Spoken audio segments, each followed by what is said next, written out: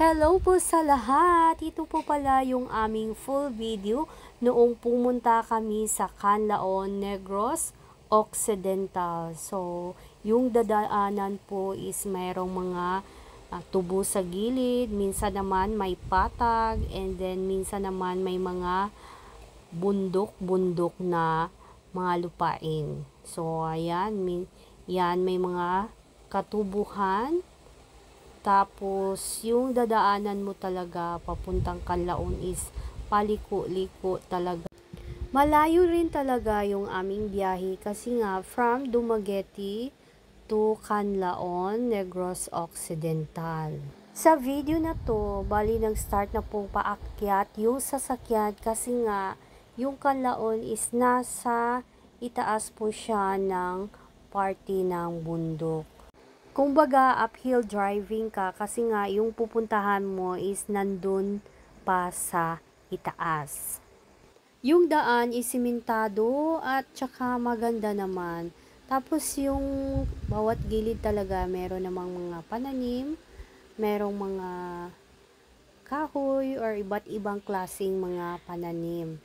So, kumbaga talaga yung dadaanan mo lang talaga is paliko-liko lang talaga siya. So, medyo alanganin kasi minsan kapag hindi tayo sanay sa paliko-liko na daan.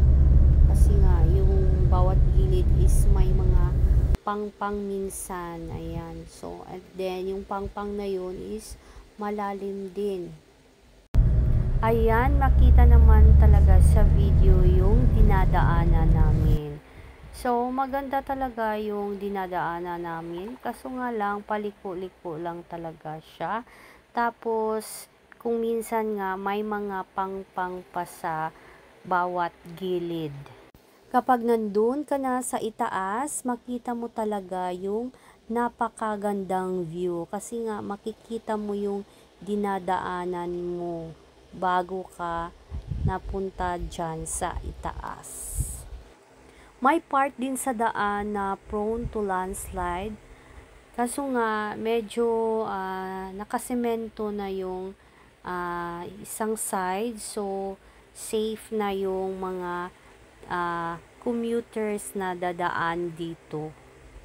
Inabutan din kami ng ulan while traveling papuntang Canlaon. Ayan, still driving pa rin kasi nga hindi pa kami nakaabot doon sa proper.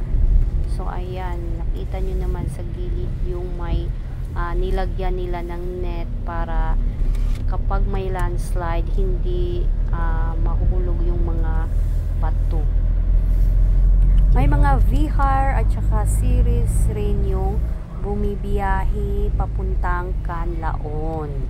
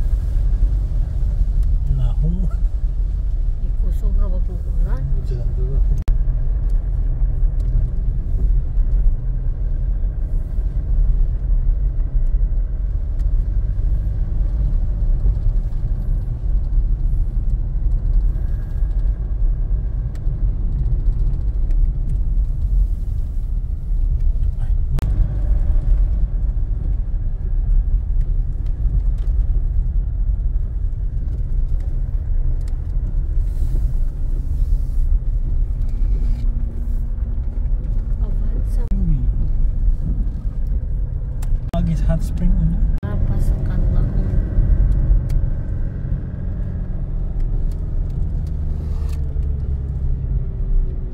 Oh, look at the view. Taon to yung view sa ubos. Mountain.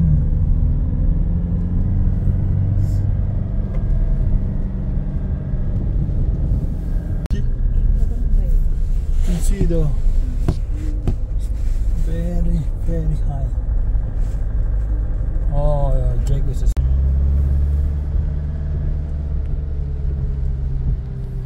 So, nandito na kami sa Canlaon. So, ito na yung Canlaon. Nasa itaas na part talaga yung Canlaon.